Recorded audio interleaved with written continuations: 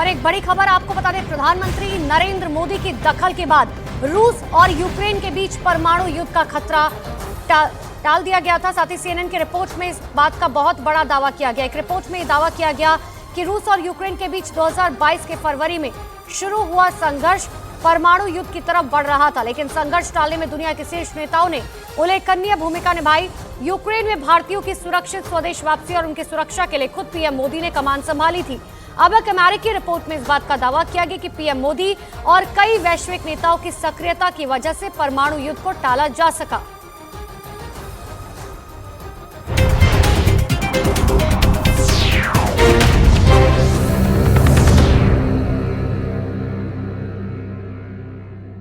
सीमा पर क्या देबो क्या देबे ना ওটা ব্যাঁ দেবে, তার মানে ব্যাকআউট করবে এবং ইলেকশনের পরে আপনাদের সব কেড়ে নেওয়া হবে আর ওপার বাংলায় পাঠিয়ে দেওয়ার চেষ্টা করা হবে। কিন্তু আমরা আপনাদের শেল্টার দেবো, আমরা আপনাদের কাউকে ডিটেনশন ক্যাম্পে যেতে দেব না,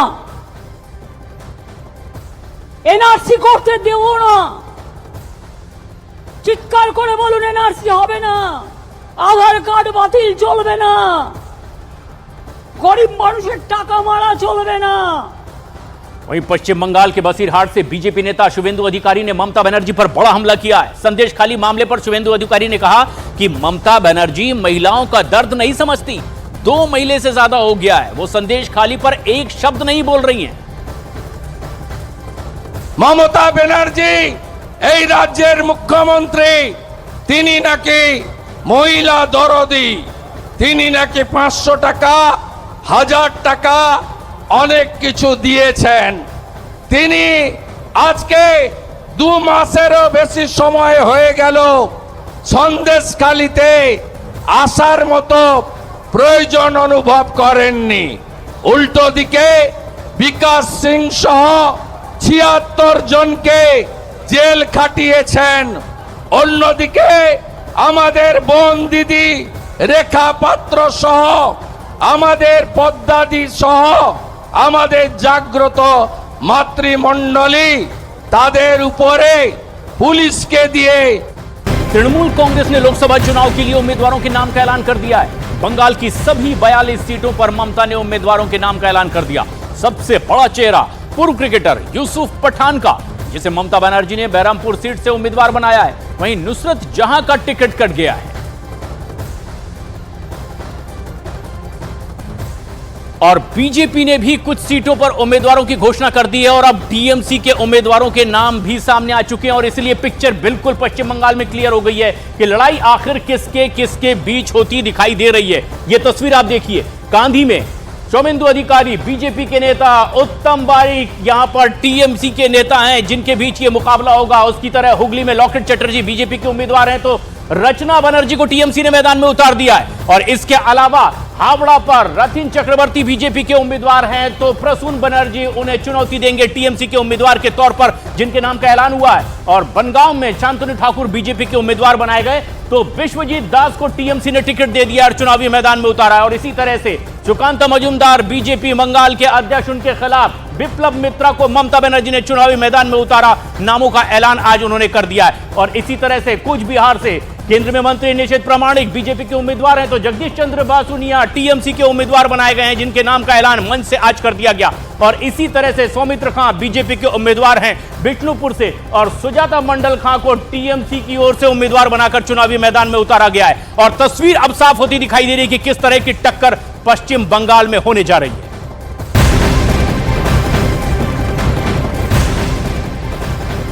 टीएमसी के लोकसभा सीटों पर उम्मीदवारों के ऐलान पर बीजेपी ने निशाना साधा है और बाहरी लोगों को टिकट देने का आरोप बीजेपी ने लगाया है। तो वहीं कांग्रेस ने कहा है कि एक साथ लड़ते तो और बेहतर होता।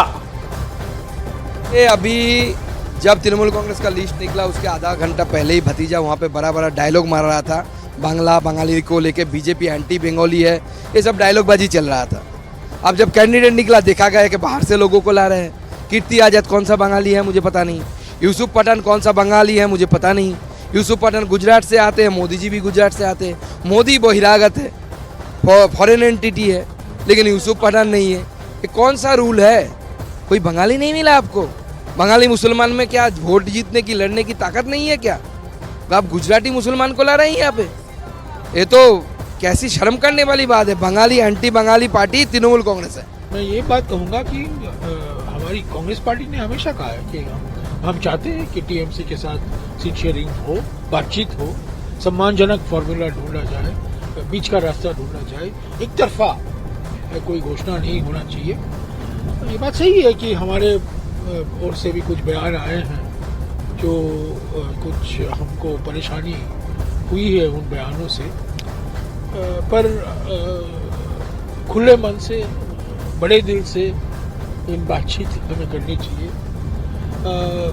तो हमारे दरवाजा हमेशा खुला है। हम कहकर आ रहे हैं कि इंडिया जनबंधन को मजबूत करना हमारा कर्तव्य है, हमारा फर्ज है, हमारी प्राथमिकता है। और वो भी ममता बनर्जी कह रही थी, ममता जी भी ने यही कहा है। और वो उन्होंने कहा है कि वो बीजेपी को मैं हराना चाहती हूँ।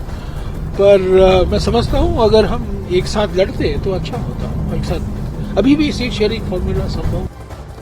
ममता बनर्जी ने अपनी पार्टी टीएमसी से क्रिकेटर यूसुफ पठान को लोकसभा का उम्मीदवार बनाया, तो इस पर कांग्रेस नेता अधीर रंजन चौधरी ने ममता बनर्जी पर निशाना साधा है। उन्होंने कहा कि यूसुफ पठान का सम्मान करना ही था तो उन्हें राज्यसभा का टिकट देना चाहिए था, या फिर गठबंधन से गुजरात में यूसुफ के लिए एक सीट मांग लेनी थी। यूसुफ पठान को अगर सम्मानित किए जाते सही ढंग से, कुछ दिन पहले बंगाल में राज्यसभा की चुनाव हुई थी, बाहर के लोगों को राज्यसभा की एमपी बनाए गए। अगर यूसुफ पठान को सम्मानित करना चाहिए था,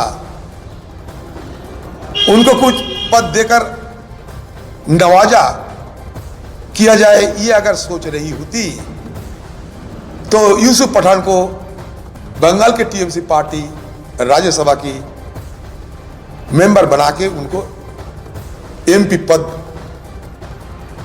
दिलवाती। यह तो यूसुफ पठान के बारे में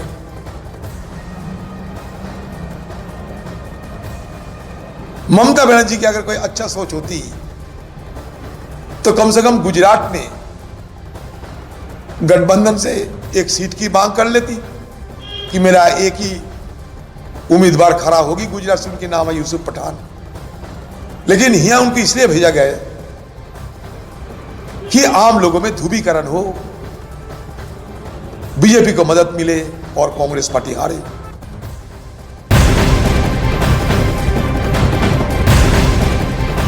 टीएमसी की लिस्ट आने पर बीजेपी ने भी ममता बनर्जी पर हमला बोला है। बीजेपी के अमित मालवीय ने ट्वीट करते हुए लिखा है, 42 सीटों में से 7 सीटों पर यानी कि ममता के 17% उम्मीद